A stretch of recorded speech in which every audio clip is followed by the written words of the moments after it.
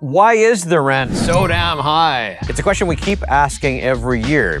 Seriously, it just keeps going higher and higher. So what can we do as New Yorkers to make this better? I'm Pat Kernan, and before I walk to the end of this New York block, I want to give you a better understanding of the housing issue so you can consider that as you vote on the candidates who are promising to fix it. And to help me with this on my walk, New York One political reporter Bobby Kuza. Bobby, good to go for a walk with you.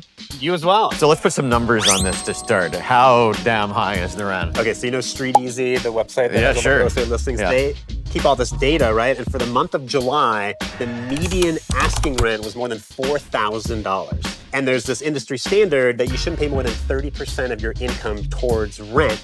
Yeah, that's got to be a big income. To afford that median asking rent, you'd have to make more than $160,000. Or not pay any taxes. Yeah. So many factors go into the cost of rent. It really, too, also becomes a supply and demand question. How much housing is there? Right. I mean, it's simple economics. There's too many people and too few apartment units. And the city is a victim of its own success, right? People want to live here. And so the city has added population.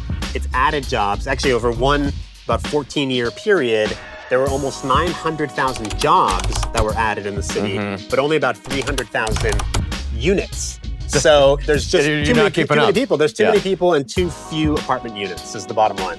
Again, to come back to supply and demand, if the vacancy rate is low, you can solve it by building more apartments. Right. And that's sort of the solution that people have started to agree on, is you just have to build more housing. Well, experts have agreed on it. Experts have agreed. The person on this street over here doesn't want a 20-story apartment building next door. And that's the problem. You have to overcome, in some cases, neighborhood opposition, political opposition. So that's cutting red tape.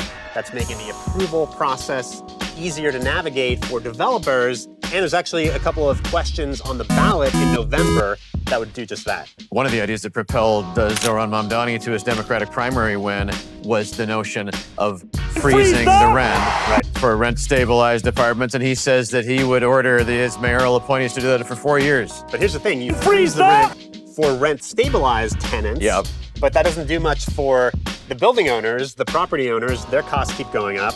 They can't charge any more rent, so this isn't really sustainable for them. At least that's what they would argue. And then it also doesn't do anything for the people who are in market rate apartments, right? Which is about 48% of the total universe of rental units. So significant, but it doesn't solve the problem for everybody. Complicated issue, but we've reached the end of the block, so we will continue the discussion and try to link some of these things together next time. I mean, to pay the rent, you need a job, jobs in the economy, another big issue in the mayor's race. Okay, we'll talk about the economy next time. Next week. I'll see you.